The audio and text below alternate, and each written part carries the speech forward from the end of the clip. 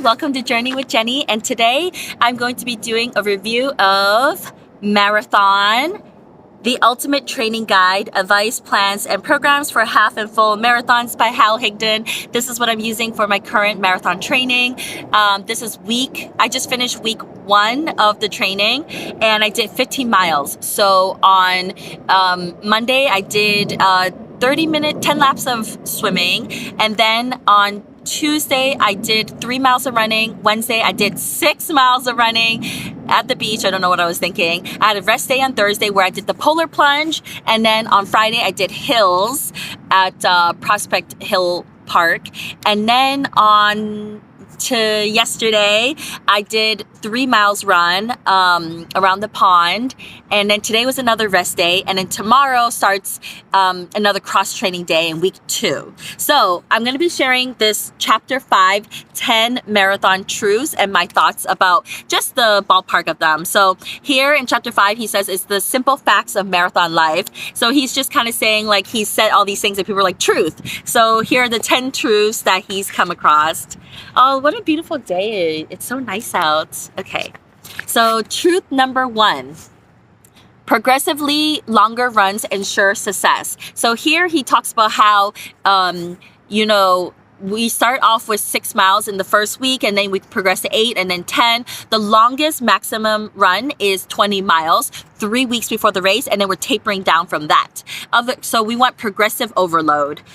So basically, we'll go from 15 miles to 40 miles a week in terms of total training time. And some people do up to 60 miles or even like 100. It really depends on you. But as a beginner, no more than 40 really is necessary. So truth number 2, rest days do keep you healthy. So I'm noticing as I'm getting older that this is totally true. I'm needing the 2 days of rest a week so that I am actually healing, and I'm noticing that I'm doing the polar plunges and ice baths so that I actually really get all the training I can. Plus, I started to make protein shakes. So this is finishing one. This is the cachava that I had, but I actually have other protein shakes I've used in the past.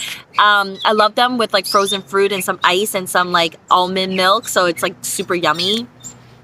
Truth number 3, take 1 step back to take 2 steps forward.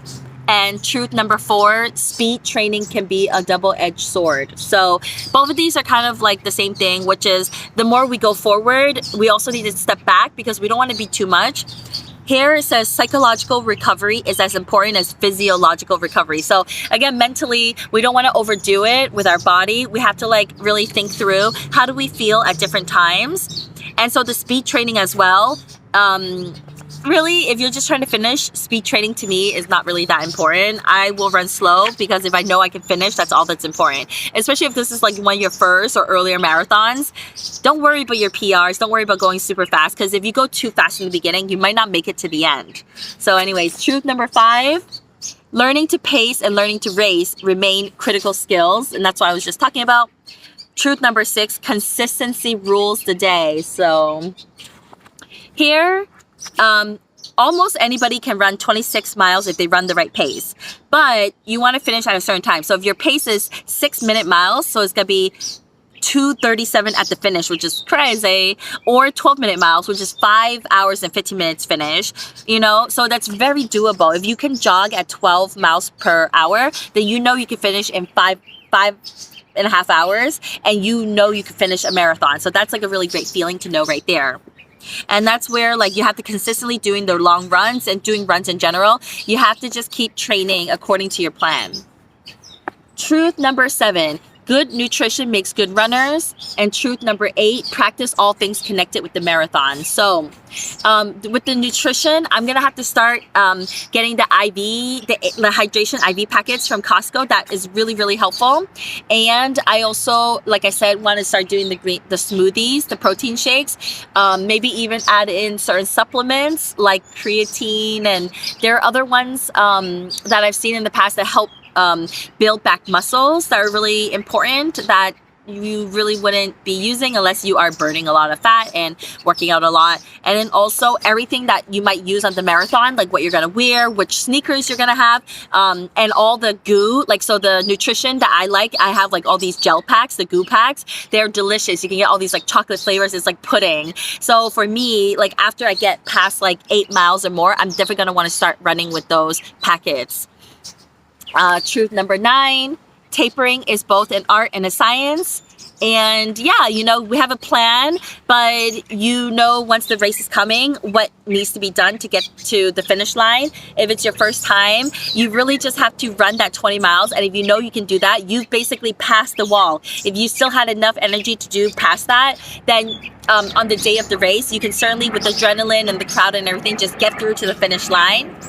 And now truth number 10, the final one, as there's a helicopter chopper above me. Minus motivation, you will never succeed. So you need to be self-motivated. No one's going to push you through that finish line. You have to do it for yourself. Yes, maybe you can hire a running coach. Yes, maybe you can be on a team. But fundamentally, to get to the finish line, you have to do that on your own. And yeah, arrive at the starting line arrive at the starting line rested and ready to go. And everything is going to work out. So it says, listen up, everybody. Motivation needs to come from within. People sometimes undermine. Okay, so hold on a second. Okay, so anyways, the last chapter is this motivation one. Oh, whoops. That's okay. All right. So listen up, everybody. Motivation needs to come from within. People sometimes underestimate the effort it requires to run 26 miles, 385 yards.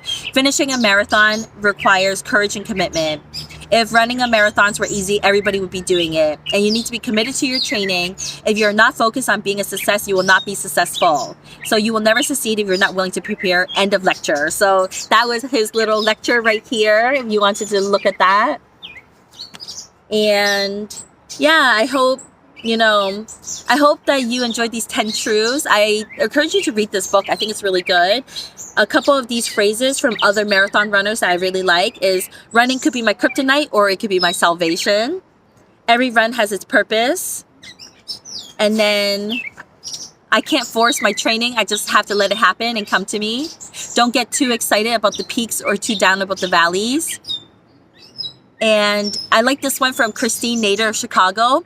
I can do more than I ever thought I could. And that's literally what I thought when I ran my first marathon. I remember when I finished and I crossed to the finish line, I literally laid on the ground. I was crying. I was like, oh my gosh, if I can do that, I can literally do anything, and I'm golden. So I hope you enjoyed my review of Chapter 5, the 10 Truths of Running Marathons. And please comment below, what did you enjoy the most? What is your truth about running the marathon?